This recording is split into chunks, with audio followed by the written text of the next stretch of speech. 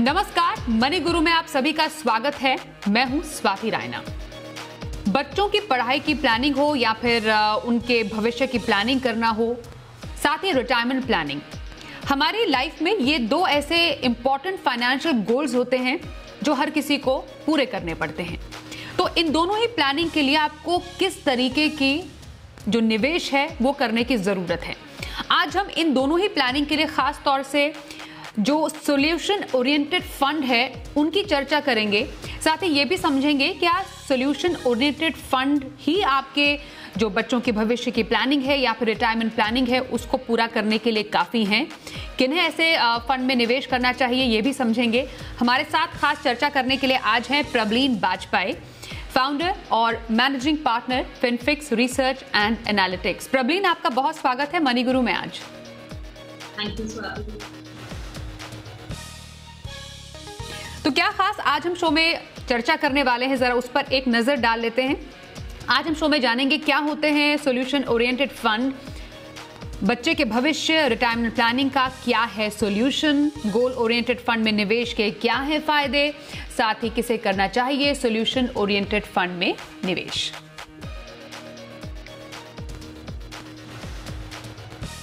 प्रबलीन से चलिए चर्चा की शुरुआत करते हैं। प्रबलीन, हमने बहुत सारी कैटेगरीज हमेशा देखी हैं, उस पर चर्चा भी की है अपने अलग अलग शोज के जरिए। आज हम सॉल्यूशन ओरिएंटेड फंड पर फोकस करने वाले हैं और जैसा कि नाम भी बता रहा है, सॉल्यूशन ओरिएंटेड मतलब किसी एक आपके लाइफ के सॉल्यूशन को पूरा करने के लिए ये जो फंड है उनको सबके सामने पेश किया गया। जरा थोड़ी और क्लैरिटी दीजिए, सॉल्यूशन ओरिएंटेड फंड करते क्या हैं?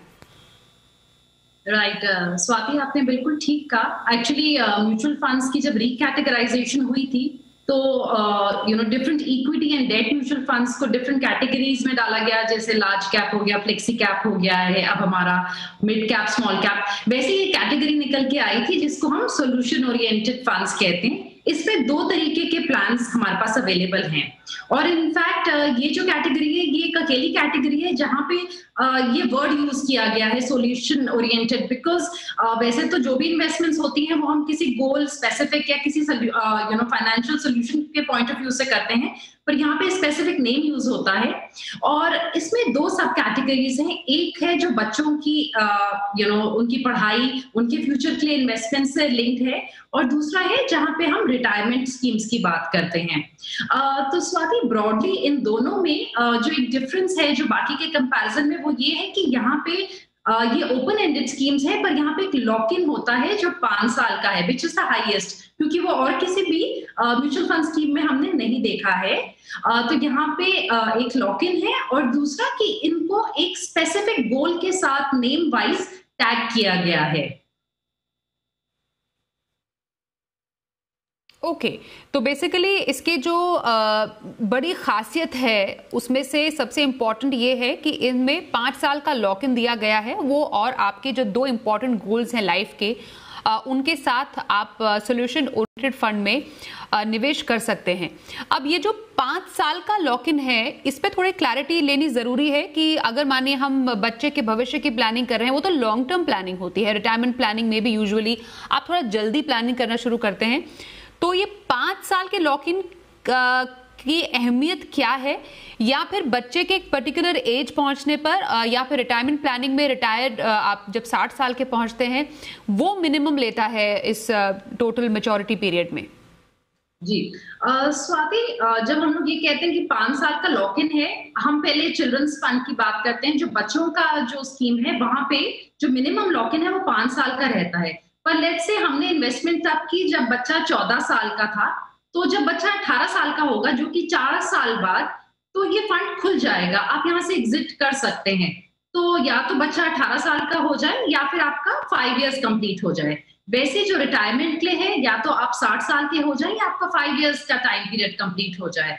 बट क्योंकि स्वाति ये इक्विटी ओरिएंटेड होते हैं मोस्टली, कोई ना कोई कंपोनेंट होता है, तो ऑब्वियसली इन्वेस्टमेंट होराइजन लंबा रख के चलना चाहिए।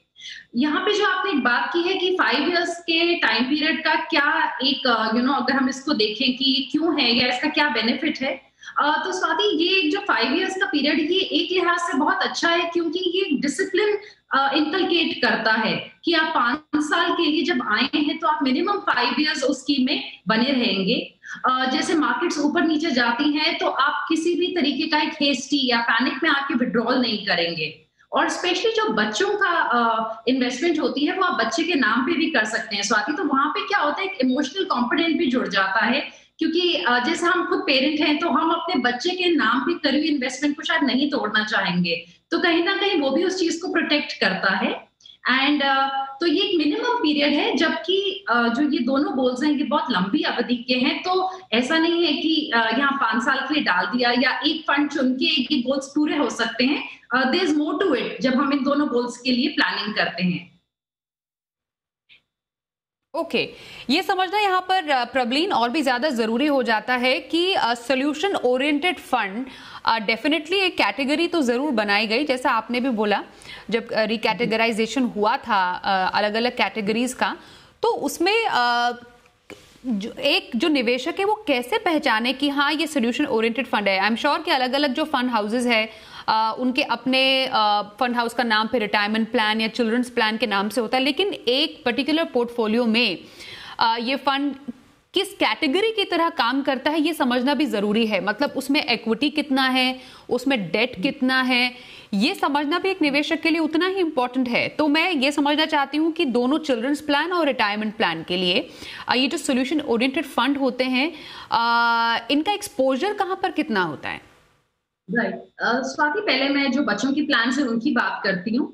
यहाँ पे अभी हमारे पास 10 स्कीम्स हैं इस कैटेगरी में, और टोटल जो यहाँ पे AUM है जो सेबी एमफी के वेबसाइट दिखाती है वो तकरीबन हमारा 10,000 करोड़ है। इन 10 स्कीम्स में स्वाति एक होमोजेनिटी नहीं है, ये डिफरेंट तरीके की हैं। जैसे कुछ फंड्स फ्लेक्सी कैप की तरह ऑपरेट करते हैं, कुछ फंड्स बैलेंस्ड हाइब्रिड की तरह ऑपरेट करते हैं, कुछ फंड्स एग्रेसिव हाइब्रिड की तरह ऑपरेट करते हैं। यानी कि डिफरेंट फंड्स में जो कंपोनेंट है इक्विटी और डेट का वो अलग है, पर ये बहुत क्लियरली मेंशन होता है उस स्कीम में कि वो कैसे ऑपरेट करेगा।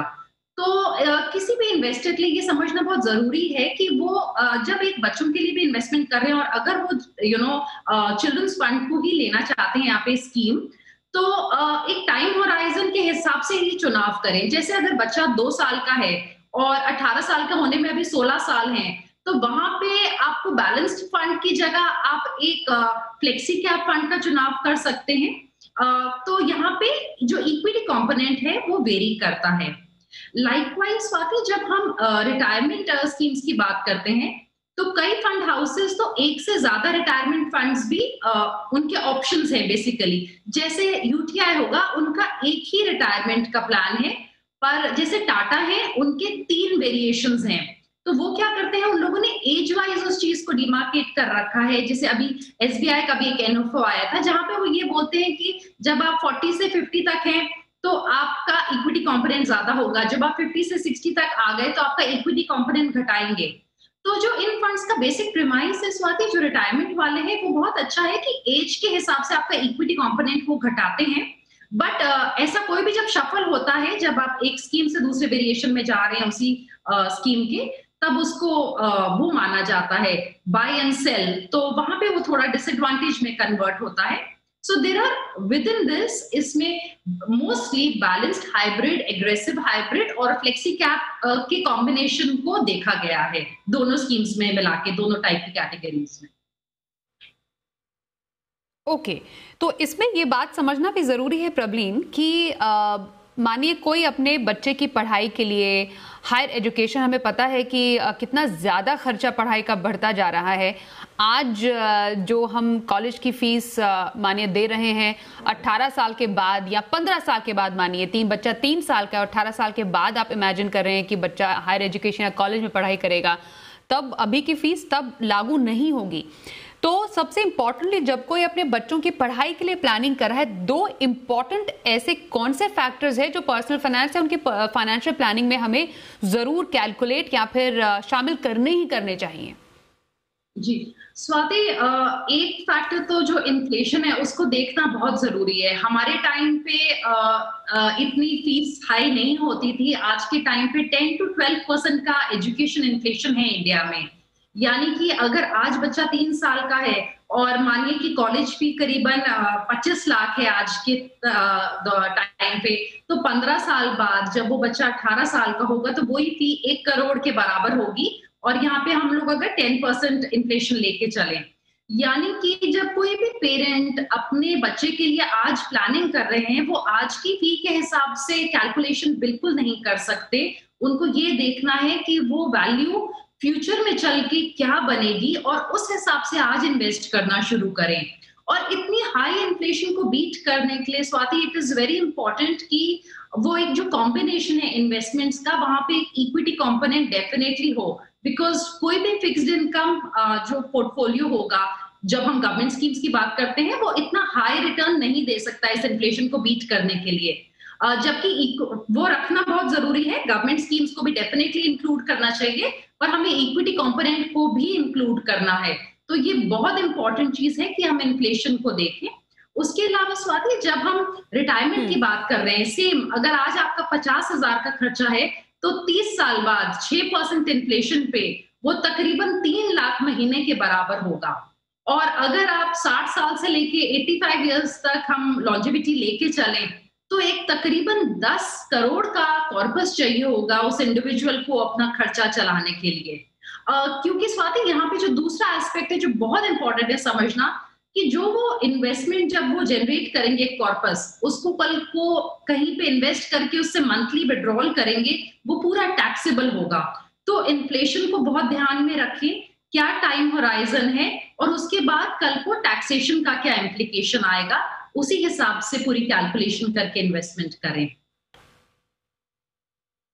ओके जिससे पहले मैं प्रबलीन आपसे समझूं कि क्या वाकई सोल्यूशन ओरिएंटेड फंड ही बच्चों के भविष्य की प्लानिंग या फिर रिटायरमेंट प्लानिंग का एक सोल्यूशन है या फिर एक बेहतरीन सोल्यूशन है, और बाकी विकल्पों की भी बात करूं, उससे पहले जरा थोड़ा टैक्सेशन का मैं आपसे समझना चाहूंगी, क्योंकि कई निवेशक ये जानना और समझना भी चाहते हैं कि जहां पर वो निवेश करते हैं क्या वहां पर उन्हें कोई टैक्स का बेनिफिट मिलता है।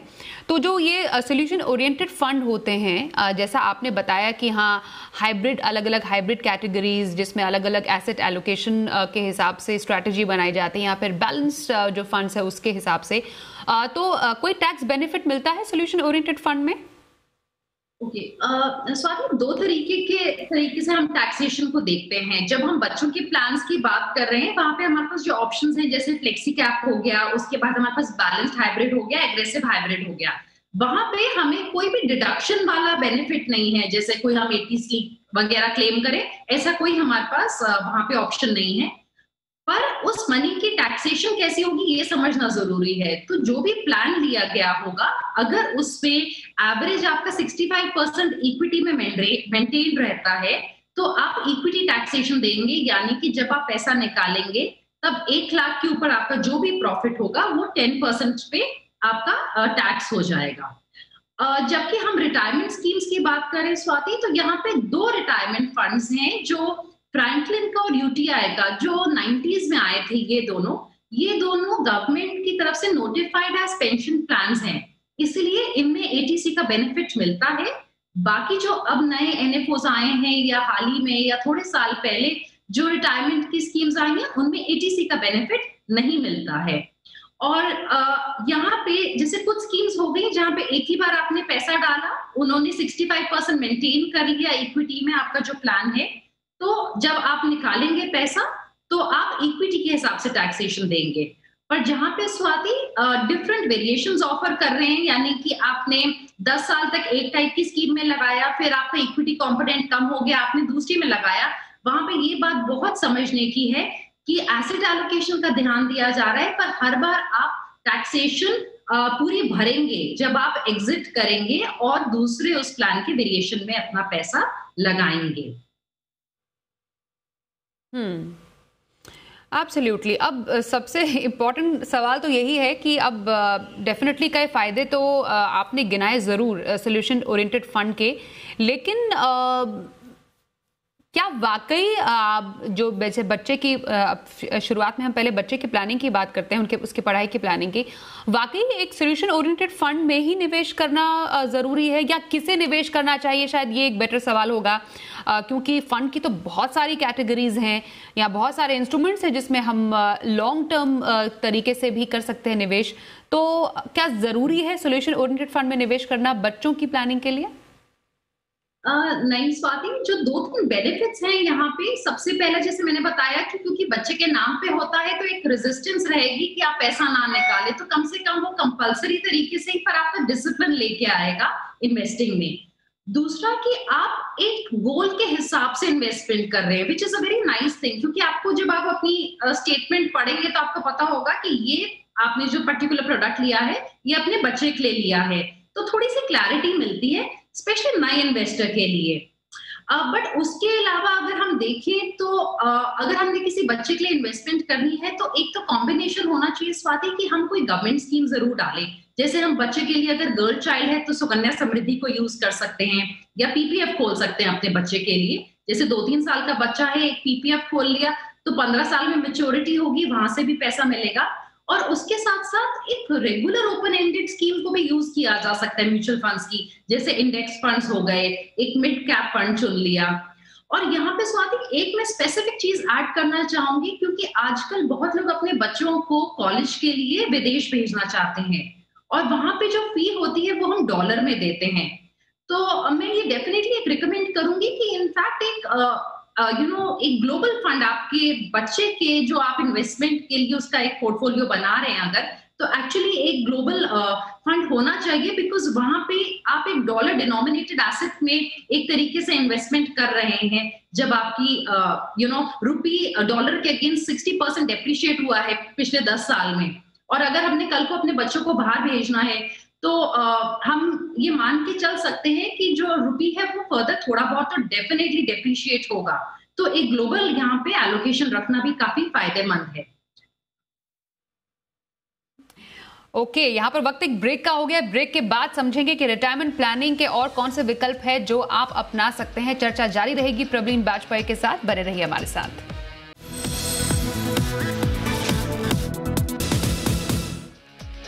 मनी गुरु में आज हम बात कर रहे हैं सोल्यूशन ओरिएंटेड फंड की। हमारे साथ प्रवीण बाजपेयी है। प्रवीण से हम चर्चा कर रहे हैं कि सोल्यूशन ओरिएंटेड फंड जो कि आपके बच्चे की भविष्य की प्लानिंग के लिए, और साथ ही जो चिल्ड्रन फंड्स होते हैं बेसिकली, और रिटायरमेंट फंड की क्या खासियत है और आपको क्यों लेना चाहिए या फिर आपके लिए क्या वाकई जरूरी है।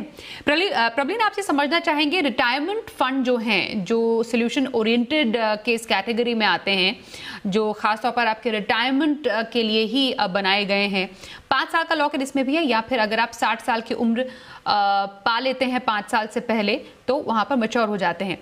यहाँ पर एक बात शुरुआत में आपने कही थी, इसमें ज्यादातर फंड में स्कीम बदलने की सुविधा होती है और आप खुद से भी कर सकते हैं, जिसमें आप ऑटो स्विच विकल्प से भी प्लान बदल सकते हैं। क्या इसमें कुछ टैक्सेशन या टैक्स इम्प्लीकेशन भी लगता है, क्योंकि बार बार स्विच करने पर तो शायद टैक्स लगता है? जी स्वाति, जो ये रिटायरमेंट फंड्स हैं ये जो ब्रॉडली बनाए जाते हैं, ये एक एसेट एलोकेशन कैसे हमारी उम्र के साथ चेंज होनी चाहिए उसको ध्यान में रख के बनाए जाते हैं। यानी कि जब कोई व्यक्ति जिसने इन्वेस्ट करना शुरू किया वो यंग है तो उसका इक्विटी कंपोनेंट ज्यादा हो, और जैसे जैसे वो रिटायरमेंट की तरफ पास चले गए उनका इक्विटी कंपोनेंट, क्योंकि वोलेटिलिटी रहती है, वो कम हो जाए। तो काफी सारे फंड हाउसेज हैं जहां पे हमारे पास डिफरेंट वेरिएशंस होती हैं। तकरीबन 3 डिफरेंट फंड्स, कुछ फंड हाउसेज हैं जिनके हैं, जैसे टाटा हो गया, भी एसबीआई लेके आया है अपना एनएफओ, और कुछ फंड्स हैं जो कुछ फंड हाउस हैं जो एक ही स्कीम देते हैं। जहां पे एक ही स्कीम दी जाती है स्वाति, वहां पे वो ब्रॉडली उसको एक बैलेंस्ड हाइब्रिड की तरह रन कर रहे हैं। और जहां पे ये डिफरेंट वेरिएशंस मिलते हैं, ये शुरुआत करते हैं जैसे एक फ्लेक्सी कैप या एग्रेसिव हाइब्रिड से, फिर धीरे धीरे ये लोग चले जाते हैं balanced hybrid and then a conservative hybrid. और इसमें स्वाति थोड़ा सा दिक्कत ये है कि जब भी आप जैसे 10 इयर्स के टाइम पीरियड के बाद आप मान लीजिए कि आप ऑटो स्विच या आप अपनी मर्जी से स्विच करेंगे, तो उसको बाय एंड सेल के लिहाज से ही देखा जाता है। यानी कि जो भी आपका उस टाइम पे कॉर्पस होगा, आप उस पे उस टाइम के हिसाब से जो टैक्स लॉज होंगे टैक्सेशन देंगे, और फिर वो अमाउंट नए फंड में री इन्वेस्ट होगा। तो एक from a concept point of view बहुत अच्छा है कि एसेट एलोकेशन का ध्यान रखा जा रहा है, बट ये कहीं ना कहीं आप 2-3 बार फिर अपने लाइफ टाइम में इस टैक्सेशन को देंगे, क्योंकि जो रिटायरमेंट प्लानिंग है ये तो एक लंबे टाइम का एक तरीके से एक प्रोजेक्ट होता है कि आप 25 साल की उम्र में आपने कमाना शुरू किया और आप 55-60 तक कमा रहे हैं और अपनी रिटायरमेंट के पैसे जोड़ रहे हैं। इसमें प्रॉब्लम एक बात बताइए, जैसे कुछ दर्शक भी समझना चाह रहे हैं कि एटीसी का बेनिफिट क्या अभी भी मिलता है कुछ रिटायरमेंट प्लान्स पर?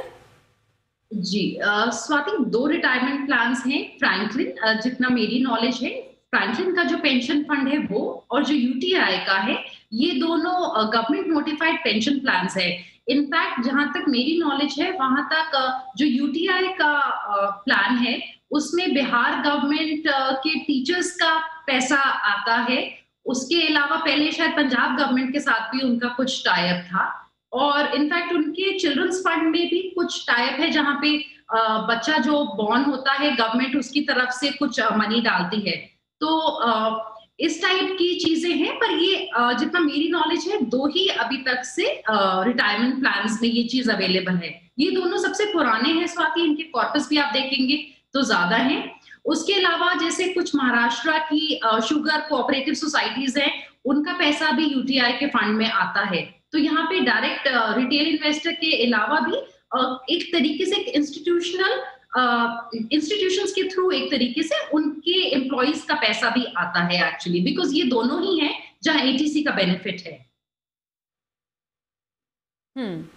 अब किसी की लंबे टाइम की रिटायरमेंट प्लानिंग है प्रबलीन, यहाँ पर तो 5 साल का लॉक इन जरूर है, लेकिन लॉन्ग टर्म के लिए आपने जैसा कहा था कि एक परफेक्ट मिक्स होना जरूरी है। आप म्यूचुअल फंड भी रखिए अपने पोर्टफोलियो में, थोड़ा सा जो गवर्नमेंट बैक्ड सेविंग स्कीम है वो भी रखना जरूरी है। तो ऐसे कौन सी स्कीम्स हैं जो आप अपार्ट फ्रॉम म्यूचुअल फंड आप दर्शकों को कहेंगे कि हाँ आप रिटायरमेंट के लिए इन स्कीम्स में भी जरूर अपना निवेश कीजिए? जी स्वाति, जो मेरा थॉट प्रोसेस है, जो जहां तक मैं समझती हूँ, मुझे लगता है कि जो हमारे पोर्टफोलियो का फिक्स्ड इनकम का पार्ट है हम उसको म्यूचुअल फंड से अलग रख सकते हैं। वहां पे हम पीपीएफ में इन्वेस्ट कर सकते हैं, ईपीएफ में, बिकॉज इनका जो एग्जेम्प्ट का जो स्टेटस है आई थिंक वो हमें एक बहुत बड़ा टैक्स एडवांटेज देता है। ऑफ कोर्स अभी बजट में ईपीएफ पे 2.5 लाख से ऊपर की कंट्रीब्यूशन पे टैक्स आया है, पर बहुत लोग हैं जो 2.5 लाख की लिमिट के नीचे ही हैं। तो इन दोनों में, उसके अलावा एनपीएस हो गया, एनपीएस हल्का सा रिस्ट्रिक्टिव हो जाता है, अपने फाइनल कॉर्पस को आप कैसे यूज कर सकते हैं बिकॉज आपको वहां एन्युटी लेनी है। पर ब्रॉडली ये 3 एक बहुत अच्छे ऑप्शंस हैं अपना fixed income part of the portfolio चुनने के लिए। एनपीएस में खैर आप थोड़ा इक्विटी भी चुन सकते हैं, और इसके अलावा मुझे लगता है स्वाति कि अगर कॉम्बिनेशन बनाना है तो जो म्यूचुअल फंड्स हैं उसमें हम इक्विटी कंपोनेंट को यूज करें ज्यादा, तो वहां पे इंडेक्स फंड्स हो गए, फ्लेक्सी कैप फंड्स हो गए, मिड कैप फंड्स हो गए और ग्लोबल एलोकेशन हो गई। इस टाइप के फंड्स को इन गवर्नमेंट स्कीम्स के साथ एक कॉम्बिनेशन में ओवरऑल पोर्टफोलियो बनाया जाए। एंड स्वाति, जहां तक एज के हिसाब से अपनी एसेट एलोकेशन का ध्यान रखने का सवाल है, आई थिंक वो इन्वेस्टर्स आजकल बहुत जागरूक है, अपने एंड पे भी कर सकते हैं कि, और एक केस टू केस बेसिस पे, क्योंकि ये डिफर करता है कि उम्र के हिसाब से अपना वो लोग इक्विटी कंपोनेंट थोड़ा घटा दें या जैसे उनकी रिक्वायरमेंट है उस हिसाब से। तो अगर वो अपने एंड पे प्लानिंग करते हैं इन इंस्ट्रूमेंट्स को यूज करके, तो मुझे लगता है फ्लेक्सिबिलिटी उनके पास ज्यादा रहेगी। एंड डिफरेंट एसेट क्लासेस में है और डिफरेंट बॉडीज हैं जो इनको ऑफर कर रही हैं। कुछ आपके पास गवर्नमेंट बैक्ड स्कीम्स हो गई, कुछ आपके पास एएमसीज द्वारा बनाए गए म्यूचुअल फंड्स हो जाएंगे। तो कुल मिलाकर शो को हम खत्म करें तो पूरे शो से ये समझ में आता है और प्रबलीन की बातों से समझ में आता है कि जो बच्चे की पढ़ाई है, आपके रिटायरमेंट, 2 जरूरी जो लक्ष्य हैं, पावर ऑफ कंपाउंडिंग का फायदा उठाना है तो पहले तो आपको जल्दी निवेश की शुरुआत करनी चाहिए। म्यूचुअल फंड के साथ साथ आप पोर्शन स्मॉल सेविंग स्कीम्स या गवर्नमेंट बैक्ड जो स्कीम्स है उसमें भी जरूर रखें, और लंबी अवधि के लक्ष्य के लिए हमेशा से आप टैक्स एफिशिएंसी तो देखें ही, महंगाई को जोड़ना बिल्कुल न भूलें। तो बहुत शुक्रिया प्रबलीन, आप हमारे साथ मनी गुरु के आज के इस शो में शामिल हुई।